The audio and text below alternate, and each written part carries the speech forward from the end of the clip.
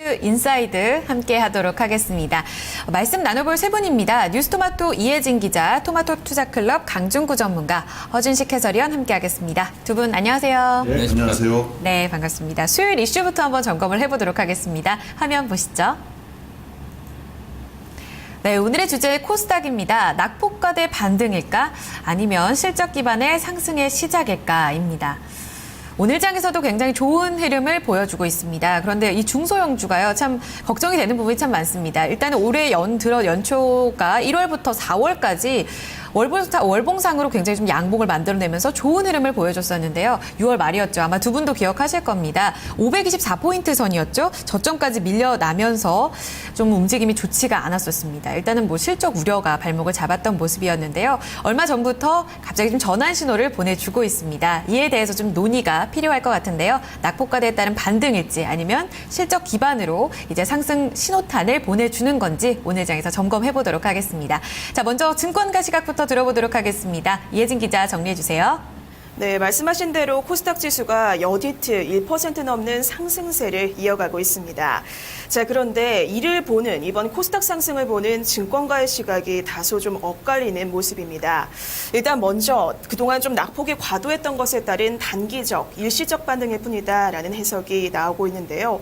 자, 어제 장이 마감된 후에 증권사 연구원들 이야기를 좀 실제로 들어봤습니다. 들어보면 유가증권 시장이 좀 2분기 어닝 시즌을 앞두고 계속해서 좀 대형주 중심으로 실적 불확실성이 짙어지고 있는 시점이죠. 이러한 불확실성을 틈타서 상대적으로 코스닥이 좀 강세를 보이고 있다는 겁니다. 자, 그러면서 또 이제 가격 메리트까지 좀 재조명을 받고 있는 상황이다라는 해석들이 현재 나오고 있는 모습이고요. 자, 그러면서 이제 이런 결론이 나옵니다. 삼성전자의 2분기 잠정 실적이 발표되는 이번 주 후반까지만 코스닥 그 시장에 상대적 강세가 이어질 것이다라는 결론으로 좀 정리를 해볼 수가 있겠고요. 자, 하지만 반면에 이번 상승이 상승장 초입 국면이다라는 해석도 일시각에서는 좀 나오고 있습니다. 자, 그러니까 실적 개선을 기반으로 해서 이제 코스닥 시장이 상승장 초입에 들어섰다는 이야기죠. 자, 그러면서 이제부터는 좀 실적 성장이 그동안 좀 꾸준했던 중소형주 위주로 종목별 장세가 펼쳐질 것이다라는 의견까지 일각에서는 나오고 있는 상황입니다. 네, 엇갈린 시각이 이어지고 있습니다. 시청자분들께서는 또 어떻게 생각하실지 궁금한데요. 먼저 허준식 해설위원님, 앞서서 증권사에서도 얘기가 나왔지만 대형주 지금 실적 예상치, 전망치죠. 그 가미기 조정이 되고 있는 상황이잖아요. 네. 이익 조정치가요. 굉장히 좀 안 좋은 상황에서 그 틈을 타서 강세가 이어지는 거다라는 얘기가 나옵니다. 일단 대형주 쪽에서는 얼마나 좀 실적 전망치가 나오고 있나요? 네, 일단 코스피 상장사들 이익 전망은 이제 실적 발표 앞두고 계속 떨어지고 있는 상황인데요. 그 중에서 하향에 대한 기여가 가장 높은 쪽은 삼성전자가 가장 큰 것으로 압니다. 전자는 이제 취재 기자한테 물어보니까 다음 주 7일 아닌 8일 정도, 현재는 이제 8일이 유력하다고 하는데 8일날 실적 앞두고 이미 이제 가이던스가 안 좋은 쪽에서는 이제 뭐 7조 원대까지도 나오고 있는 상황이고 외국계 쪽의 일부 증권사도 아마 그렇게 보는 것 같아요. 지금 컨센서스는 한 8조 원 초반으로 해서 작년 대비로는 한 15% 정도 떨어질 것으로 전망되고 있는데 주가가 이미 이제 지난달에 한 10% 넘게 급락이 나온 상황이라서 이미 이제 이런 부분은 9조 원대에서 8조 원대로 가이던스 떨어진 부분이 반영됐다고 보는 투자자도 있는 것 같아요. 그래서 지금 주가는 단가면에서 큰 움직임이 없이 횡보하는 구간에 들어간 것 같습니다. 그리고 대형주 중에서는 표를 제가 이제 준비해 봤는데요. 현대차 같은 경우가 한 2조 2천억 하면서 한 4.8% 영업이 감소 나올 것 같고요. 그리고 하이닉스라든지 이런 쪽들은 좀 좋아지는 부분인데 거의 주춤한데요. 그래도 영업이익 전망치는 계속해서 좀 우상향되고 있는 상황입니다. 1조 1천억대까지 나올 것으로 보이고요. 모비스가 한 8,081억 정도 하면서 10% 정도 증가할 것 같고요. 또 한전은 흑자 전환, SK텔레콤이 11.6% 하면서 한 6,180억 정도까지 할 것 같습니다. 그리고 LG전자라든지 올해 또 주가 좋았던 LG이노텍은 108% 급증한 746억, 그리고 현대건설과 삼성물산도 한 10에서 50% 정도 늘어날 것 같고요. 나머지는 일단 뭐 중공업 쪽에서는 조선 쪽에서는 현대중공업이 81% 급감, 또 삼성중공업 뭐 이런 쪽도 안 좋을 것 같고요. LG디스플레이도 직전 분기보다는 좋아지는 게 맞는데 작년 대비로는 한 47% 급감할 것 같습니다. 그리고 포스코나 LG화학, 뭐 신한지주 이런 쪽들도 현재로서는 이 가이던스 전망치는 안 좋게 형성돼 있습니다. 네, 조금은 엇갈리고 있지만 대체적으로 좀 하향 조정이 되고 있는 상황입니다. 이런 가파른 하향 조정에도 여전히 기대치가 높다라는 얘기들이 나오고 있습니다. 일단 삼성전자의 감익은 거의 뭐 기정사실화가 되고 있는 부분인데요. 전문가님, 삼성전자를 제외한 이제 다른 기업들까지 그런 우려감이 확대가 되고 있는 게 사실입니다. 좀 더 이런 실적 경계감의 관망세가 코스피 쪽으로 더 이어질까요? 네, 일단은 그렇습니다. 지금 분기별 영업이익 전망치를 보면 네. 2분기와 또 향후 중요한 게 또 3분기 아니겠습니까? 근데 최근에 가이던스를 이렇게 보면 연초에 상당히 뭐 좋았던 실적 부분에서 지속적으로 하락이 되고 있습니다. 지금 실적 가이던스는. 그거에 일단 주범은 아까 방금 말씀드린 대로 삼성전자일 가능성이 높고 여타 주식도 뭐 실적 지속적으로 3분기 실적도 지금 원래 생각했던 것보다 좀 안 좋은 쪽으로 그런 것들이 실적의 발목을 잡고 있는 건 사실이지만 기본적으로 이제 그 중에서도 이제 삼성전자 같은 경우는 연초에 2분기 실적이 한 10조 이상 나올 것이다 이렇게 봤지만 지금은 이제 8조 초반대거든요. 하지만 이러한 실적이 안 좋을 것이다 2분기, 3분기 생각한 것보다. 하지만 이러한 것들은 시장에 어느 정도 반영이 된 상태에서 지금 2000선 전후에서 지금 주가가 움직이고 있다고 보고요. 기본적으로는 저는 그렇습니다. 만약에 삼성전자가 이제 금요일 정도에 이제 예비 발표를 하는데 그 시점에서 8조 원대를 깨지만 않는다면 그러한 실적이 좀 안 좋아지고 있다. 이러한 사실은 제가 보기에 시장에 큰 영향을 이제는 미치지 않지 않을까 이렇게 생각을 하고요. 이러한 주 원인이 최근에 보면 원달러 환율인데요. 기본적으로 원달러 환율이 물론 뭐 딴 영업적인 측면도 있지만 전체적인 것은 환율이 제일 중요하다고 봅니다. 지금 1010원대에서 이제 움직이고 있는데 그 전에 원달러 환율이 좀 아까 원화 강세가 뛰는 거랑은 좀 다른 현상은 뭐냐면 최근은 엔화도 강세를 보이고 있습니다. 그러니까 달러만 약세를 보이고 원과 엔이 동시에 강세를 보이기 때문에 충격파는 조금 그런 대로 조금 우리랑 경제 국가의 엔화가 좀 약세를 같이 보인다는 것은 상당히 조금 좀 위안이 되는 부분이고요. 그 다음에 최근에 보시면 알겠지만 미국 증시가 많이 오르고 있고 경기가 됐고 있고 어제 발표된 중국의 PMI 지수나 이런 것들은 저점, 중국 경기가 저점이다. 뭐 이런 것들을 보일 수 있고 또 최근에 보면 신흥국에 대해서 과감한 지금 달러가 약세가 계속된다면은 아무래도 위험 감소를 하면서 신흥국에 투자하겠다는 생각도 많이 있다. 그러면은 수급적인 측면 그러한 그 G3의 경제 지표 개선세를 바탕으로 한 신흥국 시장에 대한 외국인의 매수 최근에 이런 것들은 그 실적의 영향에서는 조금 코스피가 벗어날 수 있는 여건이 마련돼 있다. 이렇게 볼 수 있다고 봅니다. 네, 앞서서도 전망을 살펴봤지만 일단 추세적으로 이익이 굉장히 좀 추정치가 하향 조정되고 있는 것은 맞는데 이미 그런 부분들이 증시에는 반영이 좀 된 부분이 있다라는 얘기를 해주신 거잖아요. 네. 그렇다면 관망세가 좀 더 멈출 수 있다라는 얘기로 들리거든요. 지금 오늘 장에서도 굉장히 좀 좋은 흐름을 보여주고 있고요. 그렇게 되면 중소형주에 대한 기대감이 오히려 줄어드는 게 아닌가 생각이 드는데 중소형주의 실적 전망은 어떻게 나오고 있나요? 저는 그렇습니다. 최근에 코스닥 시장이 어제 이제 좀 반등을 했는데 일단 시장의 주안점은 뭐 다른 분들은 생각이 다를 수도 있는데 제 나름대로는 코스피에 더 주안점을 줘야 된다 이렇게 보고 있고요.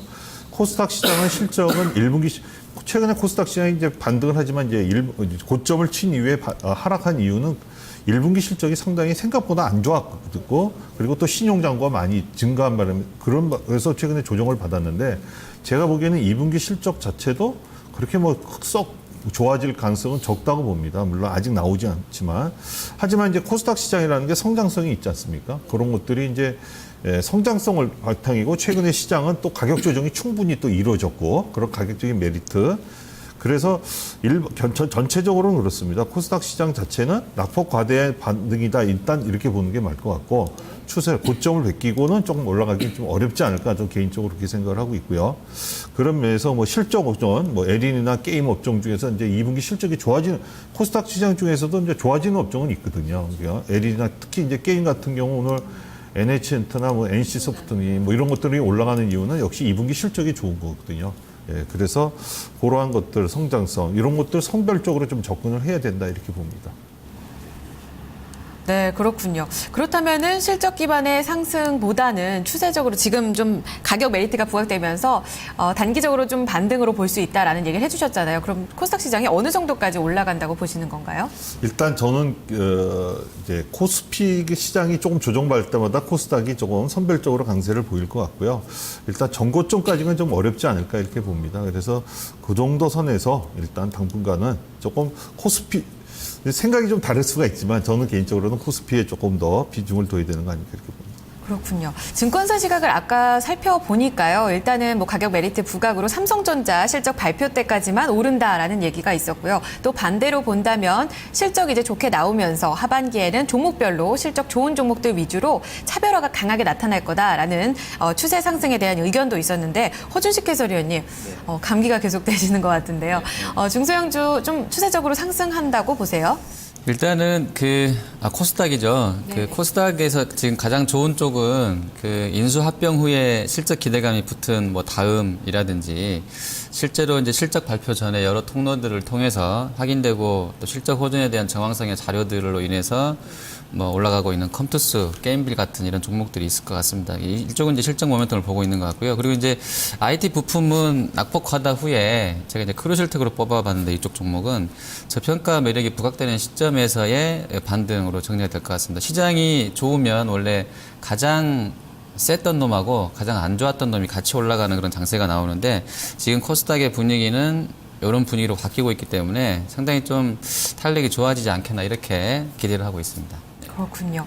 알겠습니다. 자, 그렇다면은 하반기 코스닥의 강세를 좀 더 기대해 볼 수 있는지, 그렇다면 시장을 주도할 그 섹터, 종목별 차별화가 일어난다면요. 어느 부분을 기대할 수 있는 증권가 시각도 들어보겠습니다. 이혜진 기자 정리해 주세요. 네, 하반기에는 주로 정부 정책 관련 섹터가 시장을 주도할 것으로 전망되고 있습니다. 자, 그러니까 올해 하반기라고 하면 박근혜 정부가 출범한 지 만 2년이 되는 시기이기도 하죠. 그렇기 때문에 어떻게 해서든지 뭔가 성과를 보여줘야 한다라는 압박이 있을 수밖에 없겠고요. 자, 그러면서 이 정부 정책 관련 섹터가 크게 좀 주목을 받을 것으로 예상이 되고 있습니다. 자, 그중에서도 좀 세 가지로 분류를 해보자면 먼저 콘텐츠, 재난복구, 그리고 사물인터넷 관련주가 크게 좀 부각이 될 것이다. 라는 전망들이 주로 나오고 있는 상황이고요. 자, 증권사별로 좀 더 구체적인 전망 그리고 관심주까지 함께 살펴보도록 하겠습니다. 자, 먼저 하나대투증권입니다. 자, 보시면 콘텐츠, 재난복구 그리고 건자재, 카지노까지 지금 선정을 하고 있는 모습이고요. 마지막으로 유진투자증권 분석도 한번 보도록 하겠습니다. 역시 사물인터넷 중복적으로 지금 추천이 되고 있고요. 그리고 저탄소 에너지 관련주까지 한번 주목을 해보자라는 이야기들 현재 나오고 있는 상황입니다. 지금까지 증권가 전망 살펴봤습니다. 네, 증권가에서는 정부 정책 관련해서 좀 수혜주들이 강하게 올라선다라는 얘기가 나오고요. 콘텐츠와 뭐 사물 인터넷, 재난 복구까지 언급이 되고 있습니다. 사물 인터넷 같은 경우에 오늘 장에서도 좋은 흐름을 보여주고 있는데요.